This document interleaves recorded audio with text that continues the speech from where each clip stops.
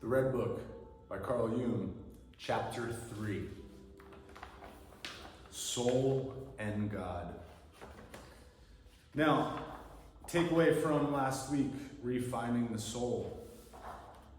He talks about how after he has striven and accomplished all of these external things, that he started to label himself and create an identity around those things, and he thought that that was his thing, that was him, right? That his desires were him. But he's making a distinction that the desires are not you. While yes, the desires are good and lead us, but there becomes a new awareness, which happened to him at around 35 years old, that there was only half of him present prior to those years of that accomplishment. And what we're uncovering, or what he's discussing, is that he's uncovering that there's a whole nother half of him that he referred to as the dark. And that's what we're getting into, and that's exciting. All right. Soul and God. On the second night, I called out to my soul. This was November 14th, 1913. I am weary, my soul. My wandering has lasted too long. My search for myself outside of myself. Now I have gone through events and find you behind all of them. For I made discoveries on my erring through events, humanity, and the world. I found men, and you, my soul, I found again. First, in images within men, and then you yourself. I found you where I least expected you. You climbed out of a dark shaft. You announced yourself to me in advance in my dreams,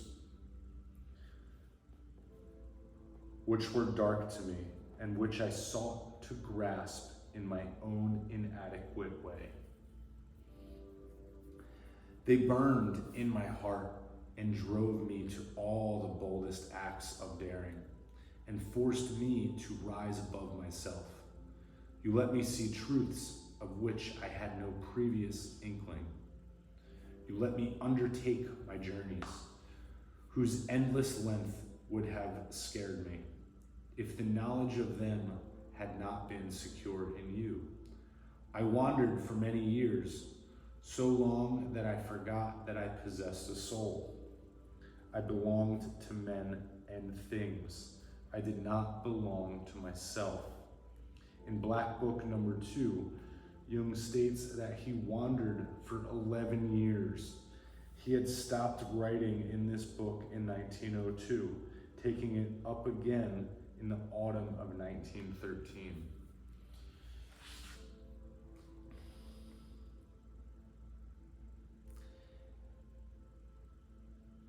They burned, where were you all this time, which beyond sheltered you and gave you sanctuary?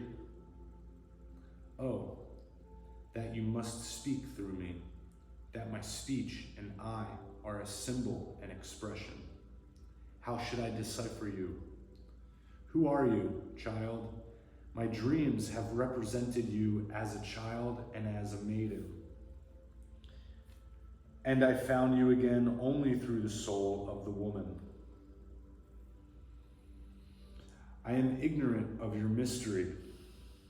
Look, I bear a wound that is as yet not healed, my ambition to make an impression. Forgive me if I babble. No one else hears me.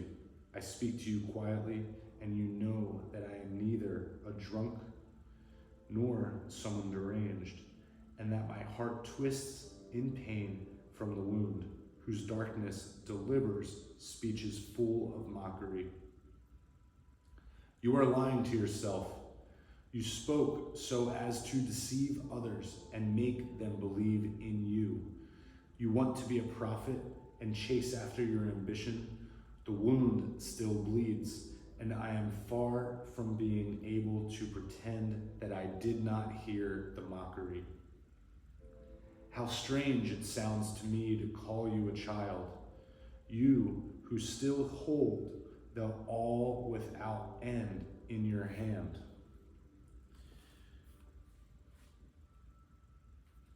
How thick the earlier darkness was, how impetuous and egotistic my passion was, subjugated by all the demons of ambition, the desire for glory, greed, uncharitableness, and zeal.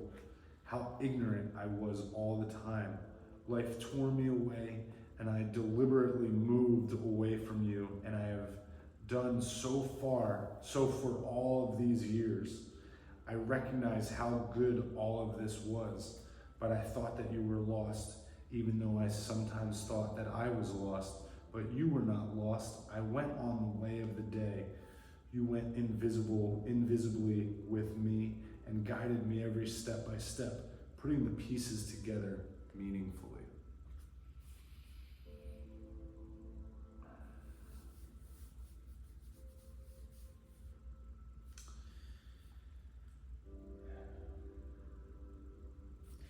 I went on the way of the day, and you went on invisibly with me, putting the pieces together meaningfully and letting me see the whole in each part. You took away where I thought to take hold, and you gave me where I did not expect anything, and time and again you brought about fate from new and unexpected quarters. Where I sowed, you robbed me of the harvest, and where I did not sow, you give me fruit of 100-fold. I can feel that. And time and again, I lost the path and found it again where I would never have foreseen it. You upheld me. You upheld my belief when I was alone and near despair. At every decisive moment, you let me believe in myself. Like a tired wanderer who had sought nothing in the world apart from her, shall I come closer to my soul. I shall learn that my soul finally lies behind everything. And if I cross the world, I am ultimately doing this to find my soul. Even the dearest are themselves not the goal and the end of the love that goes on seeking. They are symbols of their souls. My friends, do you guess to what solitude we ascend? I must learn that the dregs of my thought, my dreams, are the speech of my soul. I must carry them in my heart and go back and forth over them in my mind, like the words of the person dearest to me. Dreams are the guiding words of my soul. Why should I henceforth not love my dreams and not make their riddling images into objects of my daily consideration? You think that the dream is foolish and ungainly. What is beautiful? What is ungainly? What is clever? What is foolish? The spirit of this time is your measure, but the spirit of the depths surpass it at both ends. Only the spirit of this time knows the difference between large and small, but this difference is invalid, like the spirit which recognizes it.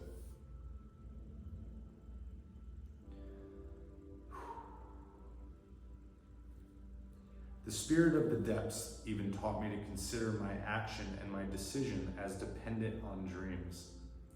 Dreams pave the way for life, and they determine you without you understanding their language. In 1912, Jung endorsed Mater's notion of the prospective function of the dream, which is quoted, an attempt at an account of psychoanalytic theory. In a discussion in the Zurich Psychoanalytical Society, January 31st, 1913, Jung said, "The dream is not only the fulfillment of infantile desires, but also symbolizes the future. The dream provides the answer through the symbol which one must understand. On the development of Jung's dream theory, see my Jung and the making of the modern psychology, the dream of silence. Ooh, the dream of science.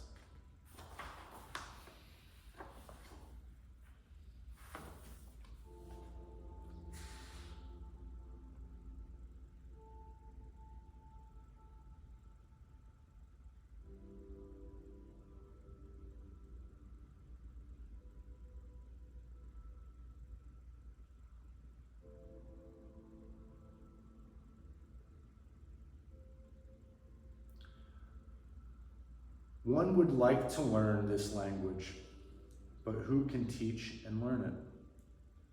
Scholarliness alone is not enough. There is a knowledge of the heart that gives deeper insight. The echoes Blaise Pascal's famous statement. The heart has its reasons of which reason knows nothing. Jung's copy of Pascal's work contains a number of marginal marks. The knowledge of the heart is in no book and is not to be found in the mouth of any teacher, but grows out of you like the green seed from the dark earth.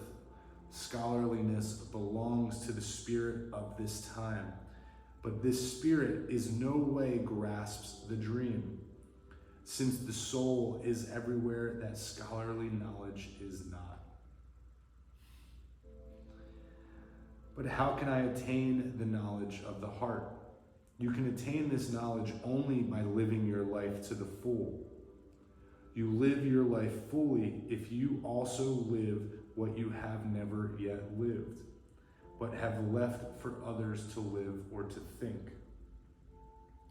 In 1912, Jung argued that scholarliness was insufficient if one wanted to become a knower of the human soul. To do this, one had to hang up exact science and put away the scholar's gown, to say farewell to his study and wander with human heart through the world, through the horror of prisons, madhouses, and hospitals, through the drab suburban pubs and brothels and gambling dens, through the saloons of elegant society, the stock exchanges, the socialist meetings, the churches, the revivals, and the ecstasies of the sects, to experience love, hate, and passion in every form in one's body.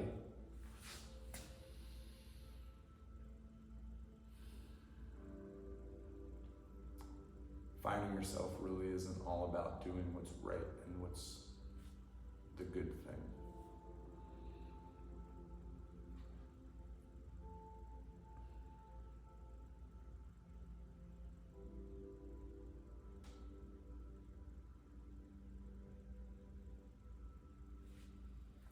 You will say, but I cannot live or think everything that others live or think.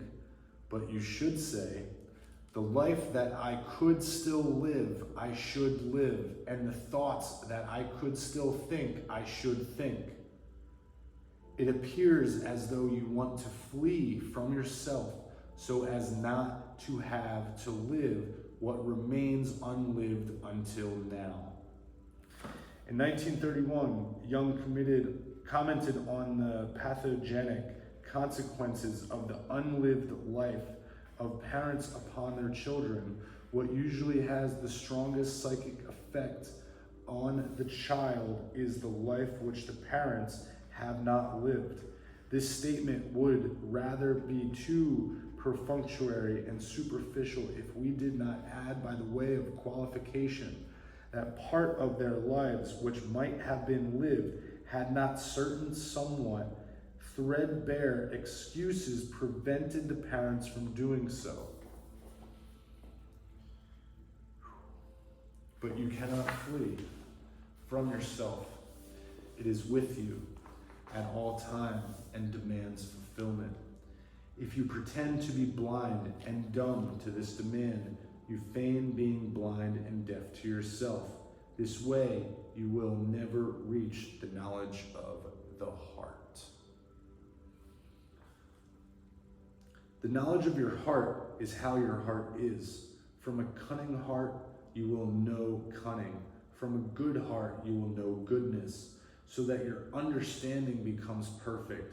Consider that your heart is both good and evil. You ask, what? Should I also live evil? The spirit of the depths demands. The life that you could still live, you should live. Well-being decides not your well-being, not the well-being of others, but only well-being.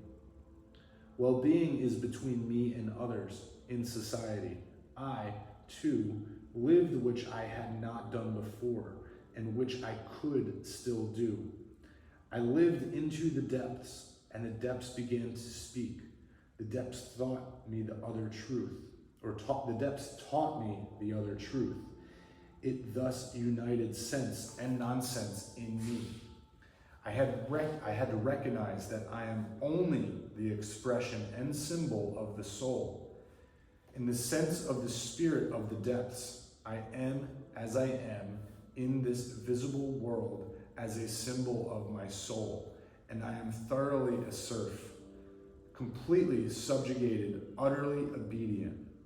The spirit of the depths taught me to say, I am the servant of a child, though this dictum I learn above all the most extreme humility as what I most need. The spirit of this time, of course, allowed me to believe in my reason. He let me see myself in the image of a leader with a ripe thought. But the spirit of the depths teach me that I am a servant, in fact, the servant of a child. This dictum was repugnant to me, and I hated it. But I had to recognize and accept that my soul is a child, and that my God is my soul, or the God in my soul is a child. Oh, this is going to be good.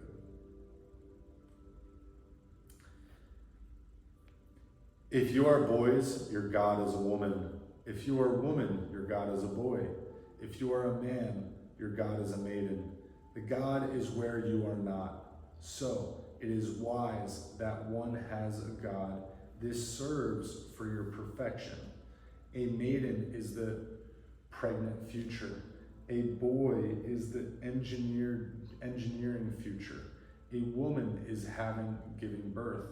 A man is having engendered. So if you are a childlike beings now, your God will descend from the height of ripeness to age and death.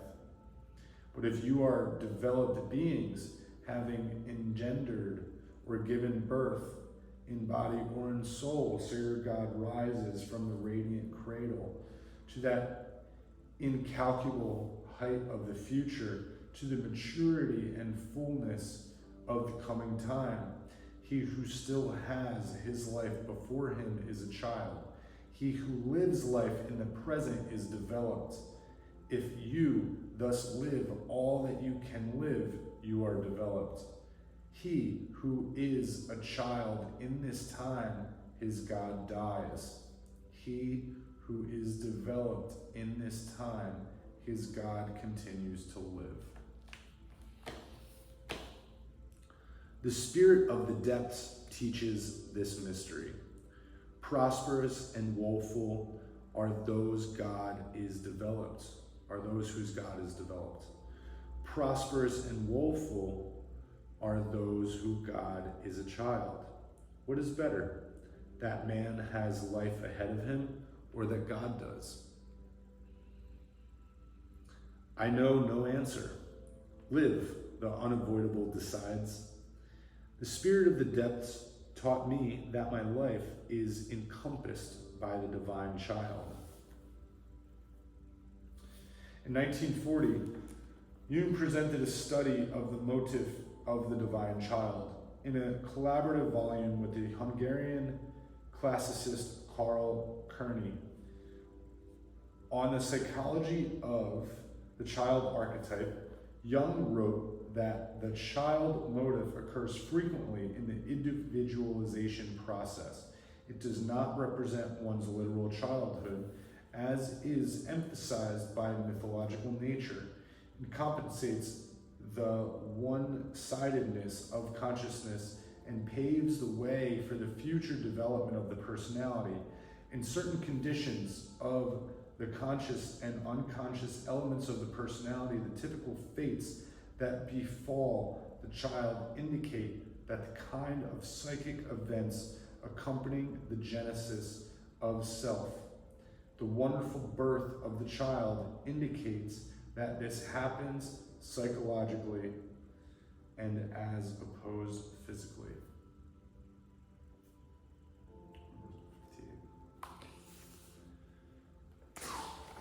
From his hand, everything is expected, or from his hand, everything unexpected came to me. Everything living. This child is what I feel as an eternal springing youth in me. In 1940, Jung wrote, an essential aspect of the child motive is a futural character. The child is potentially future.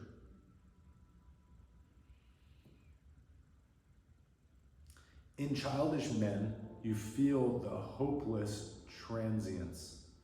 All that you saw passing is yet to come from him.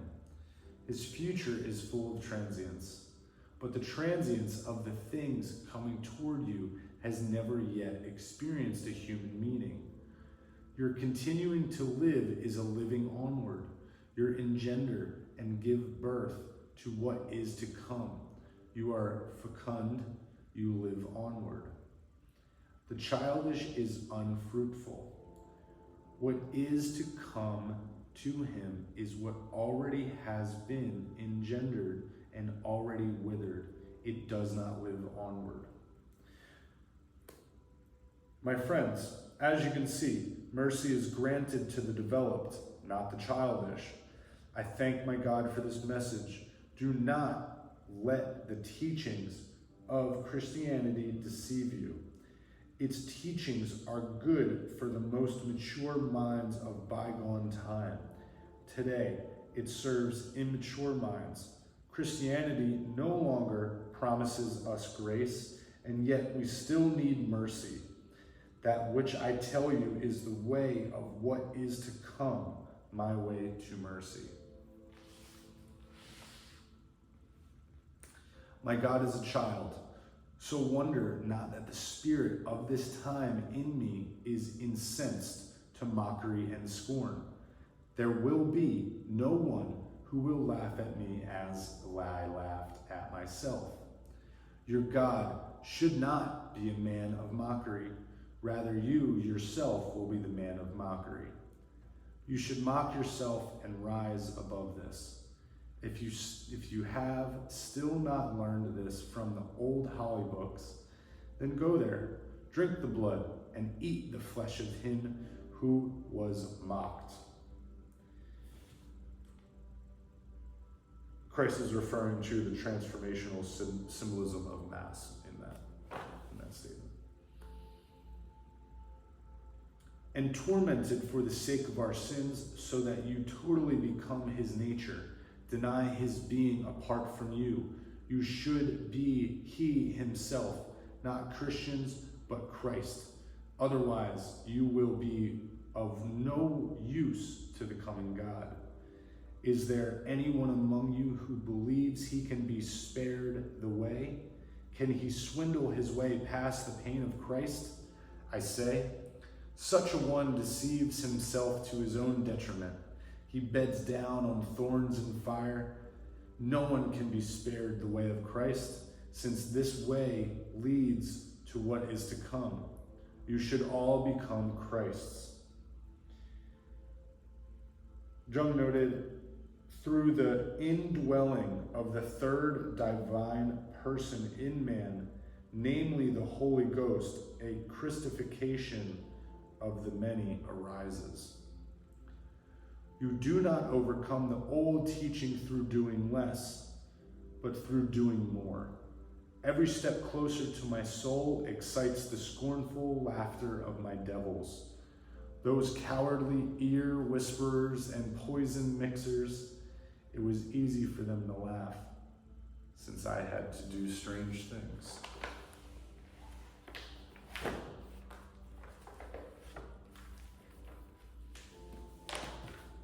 Thanks for coming to tonight's reading. We'll be getting into chapter 4 on the next one. Let me know what stuck out to you in the comments.